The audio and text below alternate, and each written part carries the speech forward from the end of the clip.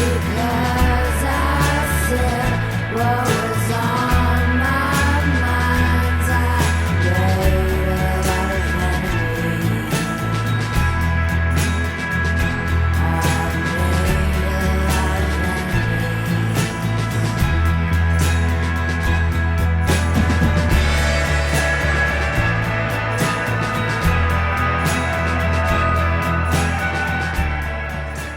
Welcome, everyone, to Science from the Fringe. My name is Bryce Nickels. I'm a professor of genetics at Rutgers University, and I'm joined once again by distinguished virologist Simon Wain-Hobson for another episode of In Defense of Virology. Simon, how are you doing today? Very well indeed, and happy to talk to you once again about the viruses and AI. Well, that's right. So today we're going to be focusing on something that is on a lot of people's minds, both for its potential good and potential harm, which is artificial intelligence. Simon, you wrote an essay in November for the Biosafety Now Substack about a paper on AI design of bacteriophages. Yeah, this I think is it's the first, and it's going to be the first of a long line. So let's get it into discussion. The thing, I'll be very blunt, I'm pretty sure it's going to degenerate, and therefore it's going to need more attention. But this first paper doesn't raise concern, but it sets the pathway, and I'm sure people are going to go along that pathway. So you and I are biologists, and therefore we don't know a thing about all these technical innovations, and the black box that sometimes people say is AI. So we're totally incompetent in the AI, but we can perceive its impact when it's applied to biology and, in my case, virology. So let's go. It's a paper came on from a Stanford group in Palo Alto, and it was put on a preprint server as of September. Now, it's got this word that listeners may not know. They talk about bacteriophages. And so you consider, what the hell is bacteriophage? It's very simple. It's a linguistic oddity. Goes way back to the beginning of the 20th century. So in short, viruses that infect bacteria were called phages. Phages because they eat up the bacteria and they kill them. And then viruses, the word viruses tended to be used for viruses that infect animals and single-cell organisms of we call them eukaryotes, but basically plants and animals. And you have this linguistic dichotomy. Phages for bacteria, the word virus for animals and plants. They are all the same thing.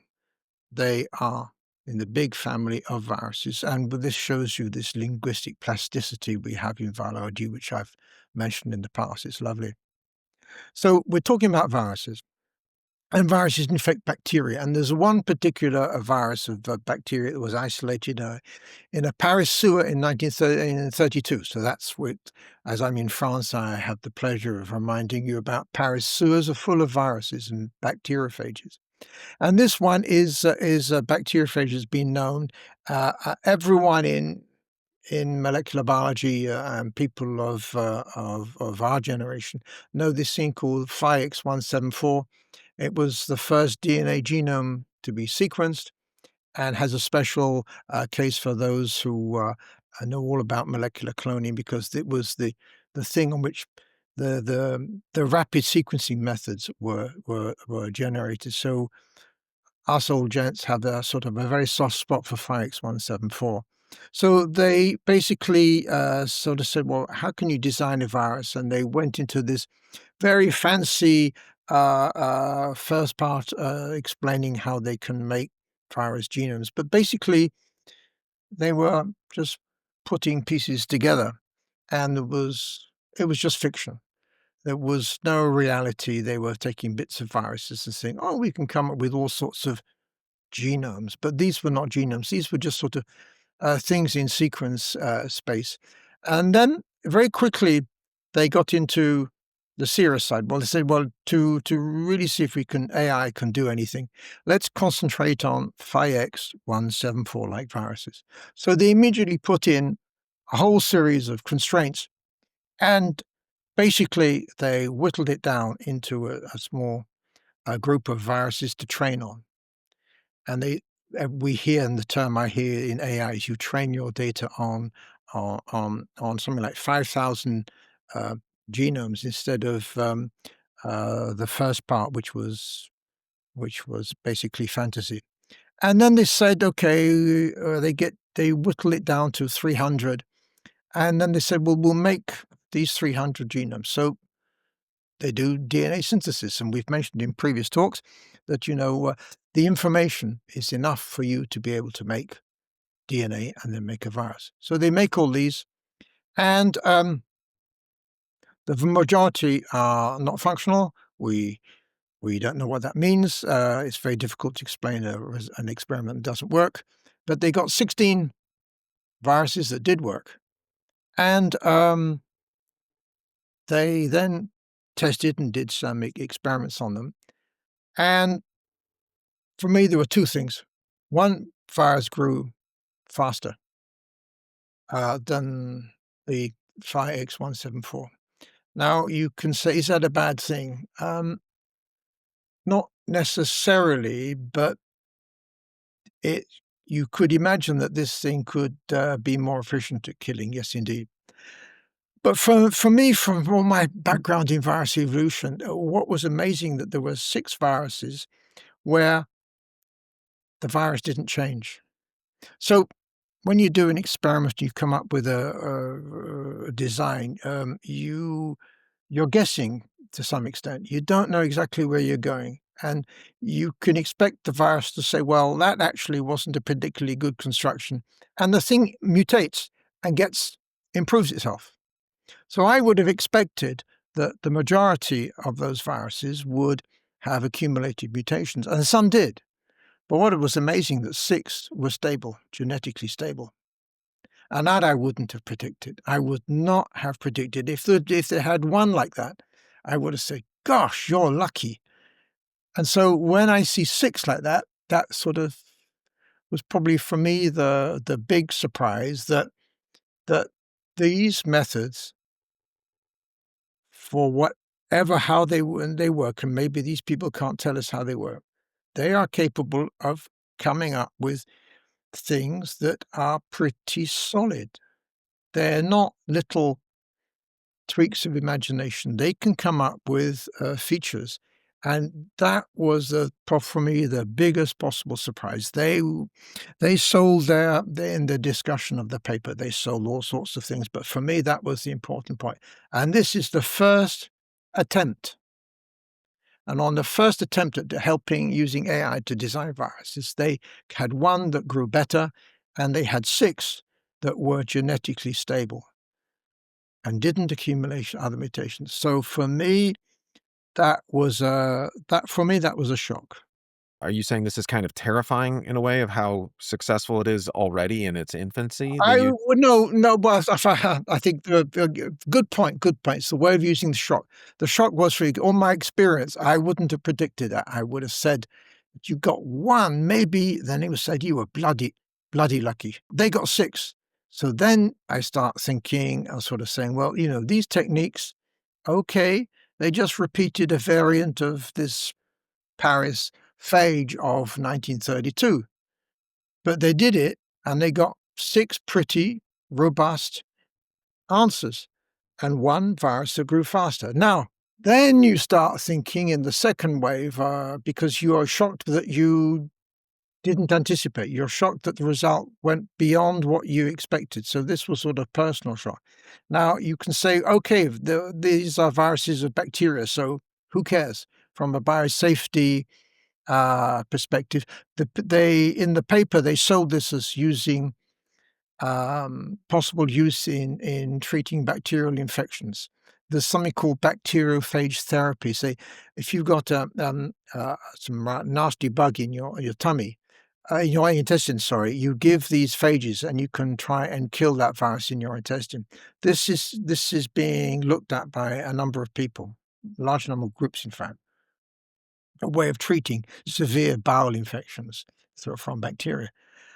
But if this or the second study is done on an animal virus or on a human virus,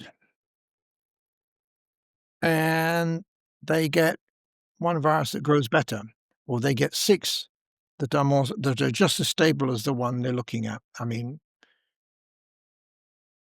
all my life I've been working on HIV for 27 years. So HIV is just somewhere, here in the front lobes. And you get a virus that grows a bit faster, then what?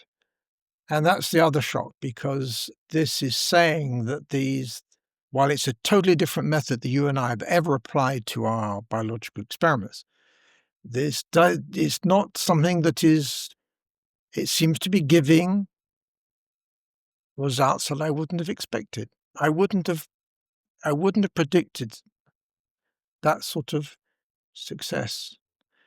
And therefore, if this is applied, say, to flu viruses, or I don't know, measles or whatever, it seems therefore that this technology, even though they themselves don't say how it, they don't really know how it works, but they can see the output. Then it's like, if you have a virus, say one virus that grows better, is that gain of function? The virus grows better, so it could be mutations in a number of genes, but the result is the virus grows better. That was a human virus, therefore it grows better. And generally, viruses that grow better are more dangerous. So if inside you've when you've got disease, we know pretty well that you'll have more virus in you than someone who has got a very mild infection or an asymptomatic infection. Pathology is invariably linked to a good first degree to the amount of virus. So if you make a virus that grows faster, that's like gain of function. This comes back to this is how you and I got talking, because we were both highly concerned about gain of function. And as I read on about AI, they said, well, the first attempt is usually pretty poor. The second gets better, and then they learn from errors. They learn from progress. The third iteration is better, the fourth, fifth, and sixth. And if I follow that logic, then you would expect that this thing, if applied to animal and human viruses, could come up with improved viruses, which is the equivalent of gain of function. So your reaction to this paper was one of concern that... Yes, because I suppose if I'd be being blunt, I would say I didn't expect that even though it's only a virus of bacteria, and we can say, who cares about bacteria? We're concerned about me, human beings, or my dog or my cat. But I hadn't thought that they would be able to do that. But it wasn't just you that was concerned, right? No. What's interesting about this paper is it caused a number of interviews from people in the AI world, and sorry to use a strong word, but they are shit scared. They understand the other side. You and I understand the biology side. So when I read an interview, and it was an opinion piece in the New York Times from Joshua Bengio, who's one of these brilliant people in AI. He's just for people who just want to know how strong this man is. Apparently, he's the most cited living scientist. So he's not some sort of small player, and he's in AI. And he's said that this absolutely terrifies him, and he understands the dangers from the AI side, which you don't, because we don't understand the technology, but we can see the output. And then from our side, from seeing the viruses, that's when we get concerned. And so the concern is coming from both sides.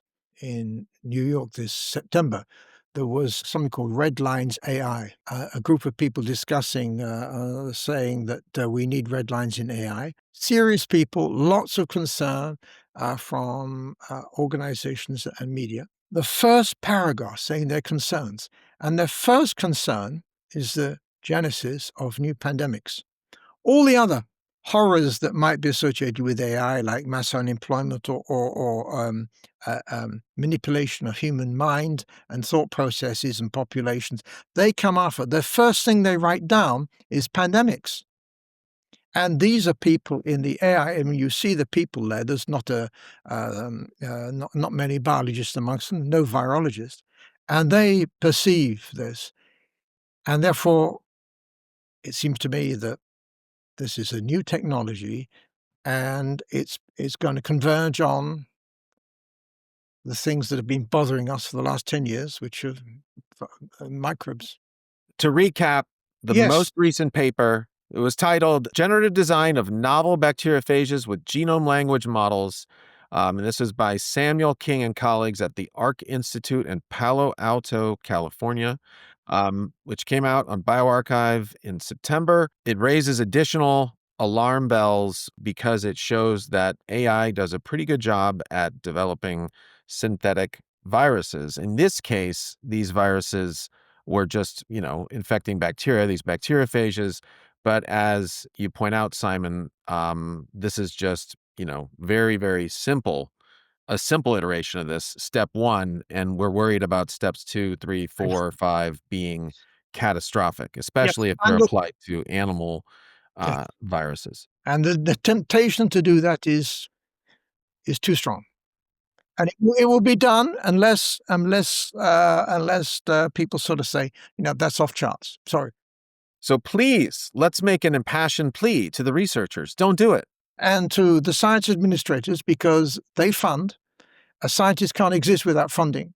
And so you need to choke the purse.